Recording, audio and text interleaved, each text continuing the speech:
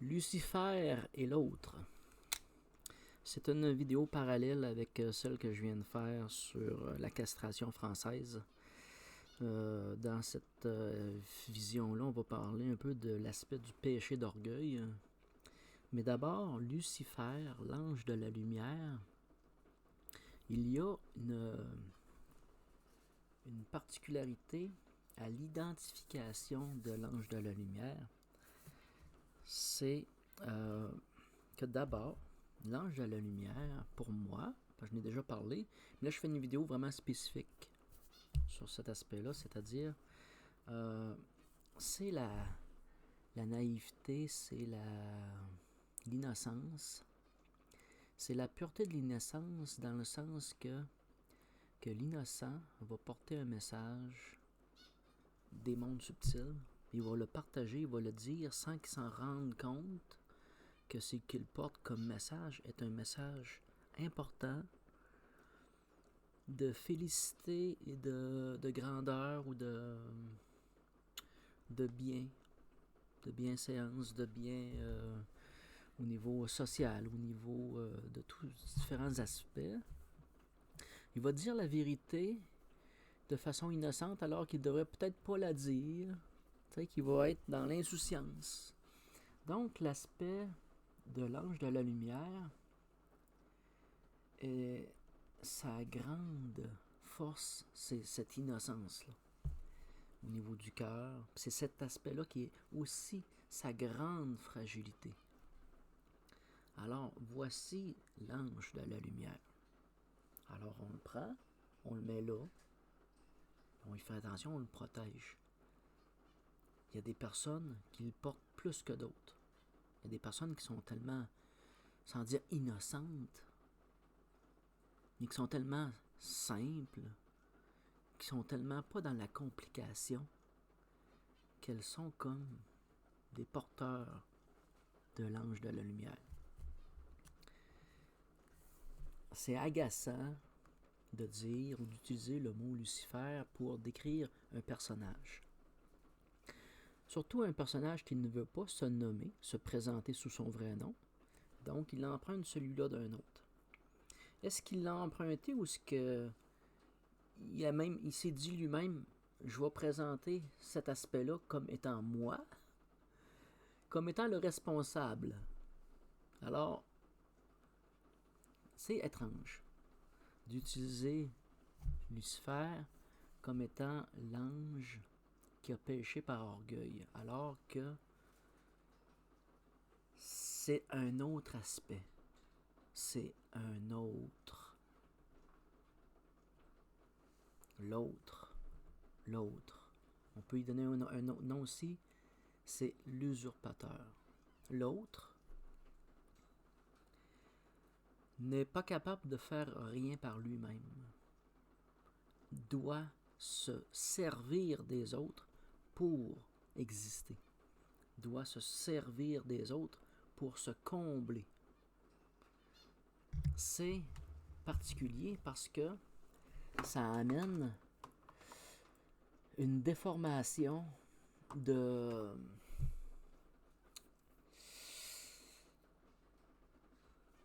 l'être lui-même. Ça amène ce qu'on va appeler un aspect qui est comme plus d'orgueil, puis qui est comme plus vers un personnage qui est pervers narcissique. Alors, il y a des aspects particuliers à cet autre-là, parce qu'il ne veut pas se nommer, ne peut pas se présenter parce qu'il est informe. Il n'a pas de corps de métamatière, il est détaché de sa métamatière, il est dépendant de ça. Puis il la recherche pour en abuser, parce qu'il l'a perdu quelque part parce que il a abusé, si on peut dire, de cette métamatière-là, de cet aspect-là que j'ai parlé dans les vidéos précédentes. Donc,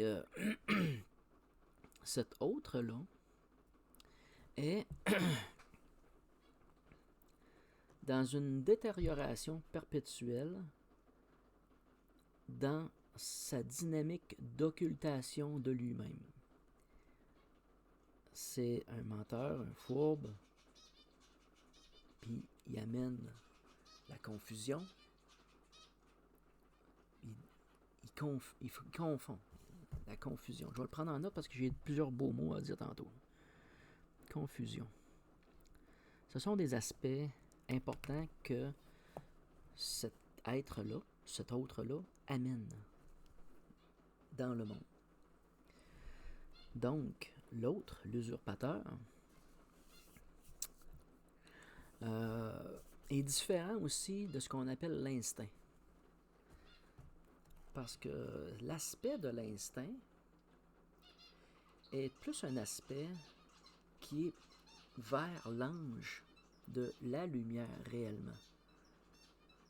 Que l'ange de la lumière est un aspect de l'homme. Et l'instinct naturel, soit des animaux ou de la nature, c'est d'être en communion, en communication avec les mondes célestes et les mondes, comment je peux dire ça, qu'on va appeler du Père ou des ancêtres. C'est un aspect c'est comme des guides, des expériences qui rentrent dans la dynamique de la bibliothèque akashique. C'est donc une connexion. L'instinct est comme plus près de la connexion céleste, réelle, qui fait partie de l'aspect ange de la lumière. Tandis que l'autre se détourne de cet enseignement-là. Mais il se détourne, mais aussi va essayer de s'en servir à son avantage. C'est à faire attention. C'est un terrain qui est mouvant. Puis c'est comme un alchimiste. L'autre est une espèce d'alchimiste qui va avoir différentes petites bouteilles des différentes fioles. Puis dans ces fioles, il arrive, il prend une goutte et il va poser une goutte de peur. Dans sa fiole-là, c'est de la peur. Il va mettre une goutte de peur. Mettons que la société, c'est de l'eau. Il va envoyer de la peur. Il va injecter de la peur pour déstabiliser, énerver, traumatiser, choquer. Et c'est un processus pratiquement d'autodestruction quelque part, causé par la peur. Il y a aussi l'aspect amnésie.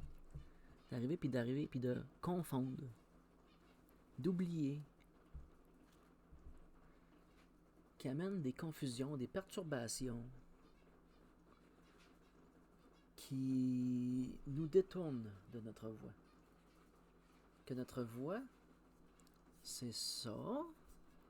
Pour certains qui ne le savent pas, il faut qu'ils la découvrent. Donc, il faut qu'ils sortent et qu'ils se reconnectent à leur voie. Mais cet aspect d'amnésie-là, c'est de détourner les gens de leur voie. Donc, une petite goutte d'amnésie là. Dans l'éducation, dans la formation, on inhibe l'intelligence ou la conscience ou à travers des formations qui sont des fausses informations. Il y a aussi des aspects de désespoir qui sont semés, qui sont parsemés. Il y a aussi des aspects de rejet, de se sentir rejeté, de la séparation, du déchirement, d'avoir été séparé de la source. L'aspect de l'orgueil aussi, c'est un aspect d'orgueil de...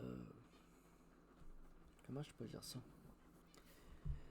C'est un peu comme si je vous dirais que cet autre-là, à travers les personnages dans lesquels il va s'implanter,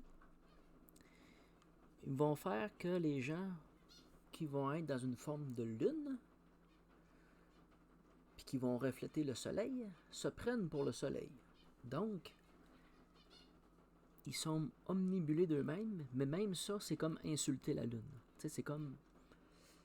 La Lune, elle a des fonctions, elle a un aspect important de réflexion, d'inversion énergétique, mais il y a un aspect que les gens qui vont être dans l'orgueil ils vont chercher à c'est pas de briller, c'est de prétendre briller. C'est à faire attention. C'est pour ça que je fais un parallèle avec la vidéo sur de la castration française. Donc, l'aspect du péché d'orgueil, il y a comme une limite à ne pas franchir aussi. Il y a comme un aspect important de dire, ok, là, ce n'est plus pour le bien commun, c'est pour mon bien personnel, c'est pour mon image personnelle et non l'aspect général d'une réussite ou quelque chose. Bon, c'est relatif, mais l'espèce d'effet de se centrer sur soi-même, d'égocentrisme, et d'être dans une espèce de forme de comment je fais ça? Il y a un aspect déformant du mental, parce que le mental, il y a un côté positif puis il y a un côté négatif. De trop mentaliser, c'est pas l'idéal, hein? Parce qu'il faut rester proche du cœur. Puis de ne pas être assez, c'est tomber en déséquilibre, puis d'être dans une forme de faiblesse. T'sais.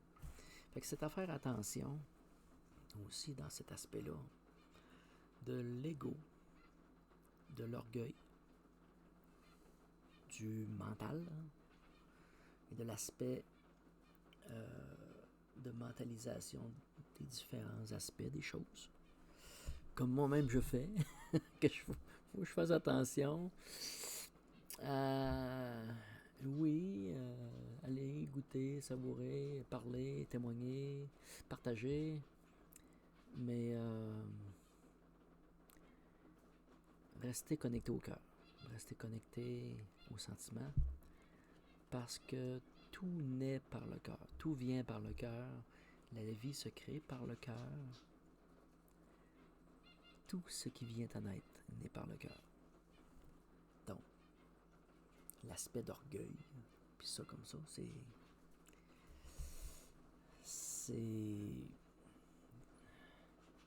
une compromission de la vraie unité, de l'ensemble, du bien de l'ensemble.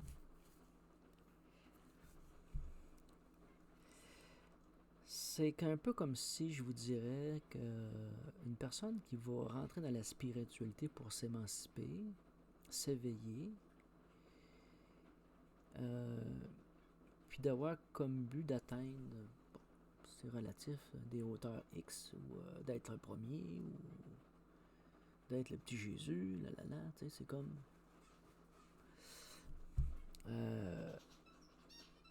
farfelu, puis en même temps égocentrique, comme dynamique.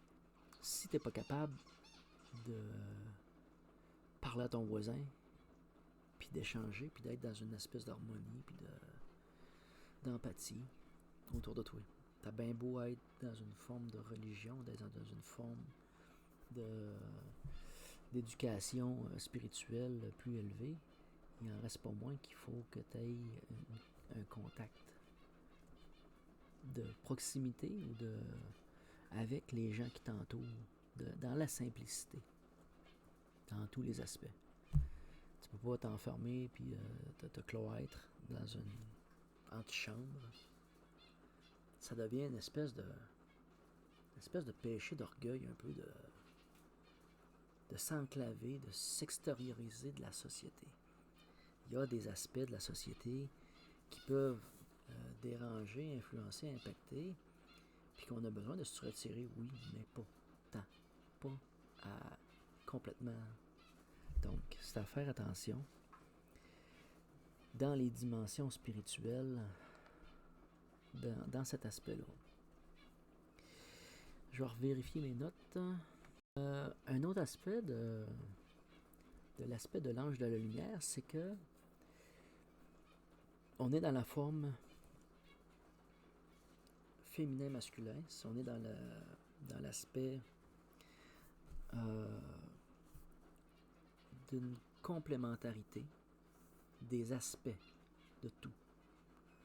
Cet aspect-là de l'ange de la lumière est dans toutes les formes, que ce soit considéré comme féminin ou masculin.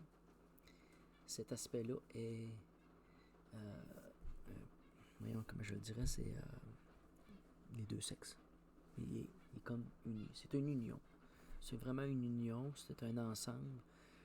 Puis c'est dans l'aspect vraiment de l'ange de la lumière, il n'est pas dissociable. Il n'est pas dissous ou séparé. Il y a un aspect que je parlais tantôt de la peur, avec l'alchimiste qui met ses petites gouttes. Là. La peur est particulière parce qu'elle crée une espèce de fracturation des portails de défense. Elle vient fracturer et éclater notre connexion à tous nos corps. C'est comme si un peu on se revient à notre essence matière. On se ramène à la matière directement parce que notre peur, la peur fait que on veut se placer en mécanisme de protection, mais en même temps, on se détache de tous nos autres corps. On s'est comme déconnecté des autres plans. Fait que la peur crée une fracturation pratiquement instantanée des dimensions et nous ramène dans la matière par violence. C'est une particularité étrange. Attendez un instant. Il y a un aspect par rapport à l'amnésie, tantôt que je parlais aussi, c'est que l'amnésie, dans les jours, dans le commun des jours, c'est un mécanisme de protection naturel pour chercher à colmater une forme de déchirure ou une perte énergétique causée par un traumatisme. C'est un peu comme si l'amnésie serait un moyen à l'esprit de colmater un aspect pour l'isoler, le cacher, le ramener dans une dimension, une forme plus somatique, endormie, qui reste agissante, mais qui est plus impactante. Ça vient créer une espèce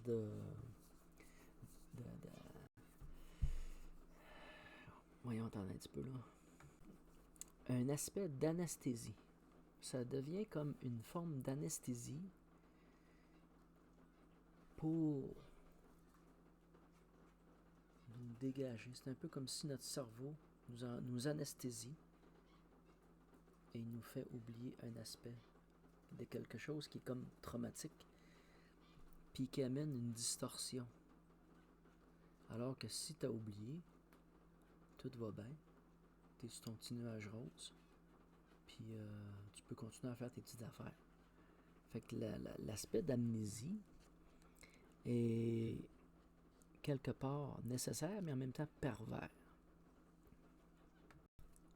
On pourrait parler d'auto-amnésie. L'auto-amnésie involontaire. Parce que y a des choses que tu aimerais plus te rappeler, mais tu t'en rappelles encore. Puis il y a des choses que tu veux plus te rappeler, puis tu t'en rappelles plus finalement. C'est pas. Tu sais, il y a des affaires que. Comment je peux dire ça? Qui prennent tellement de place, qui effacent toutes les affaires autour, qui étaient potentiellement bonnes. Puis il reste juste lui, là. Il reste juste le petit point méchant. Puis t'as d'autres aspects aussi que t'as le petit point méchant qui est comme effacé. Mais tout ce qui était positif a été effacé aussi. Il a été comme mis dans une case à part. Fait que c'est comme c'est pas une pure sélection. c'est un peu comme si l'amnésie viendrait englober un paquet, ramasser tout ça, puis il le place dans le tiroir de l'amnésie, puis il le place en somatique. Puis avec ça, il a ramassé pas mal d'affaires. Ce qu'on peut appeler aussi l'amnésie traumatique. Ce qui n'est pas étudié ou parlé sur... il n'y a pas vraiment de discussion là-dessus, puis c'est surprenant parce que j'ai fait certaines recherches un peu, puis j'ai pas trouvé grand-chose sur l'amnésie traumatique dans notre quotidien. Je peux vous donner un exemple. On va parler de violence conjugale. Alors, la personne vit de la violence conjugale, puis pour les personnes qui sont dans la famille, sont dans un véhicule, là, le véhicule, bien, il va de tout bord, de tout côté parce que les parents s'entendent pas. Fait que là, il y a de la chicane. Quand ça a de la chicane, c'est comme si le véhicule ferait un accident. Puis là, le véhicule, boum, il y a une percussion. Ça percute. Une autre chicane, boum, il y a une autre percussion. Il y a un autre coup de violence. Fait que là, si ça dure des années de temps, cette action-là d'accident perpétuel finit par créer des spots d'amnésie traumatique dans des périodes X. Fait que là, on se rend compte qu'il nous manque des bouts. Puis là, on se demande pourquoi. Fait que là, l'amnésie traumatique est un petit peu la grande responsable dans ça. Elle arrive, puis tu vis trop d'émotions. C'est trop sévère, trop important. On skip un bout. On met une patch, on met ça dans le tiroir de l'oubli.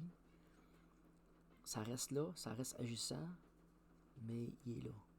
Puis là, tu te rends compte aussi, quelque part, que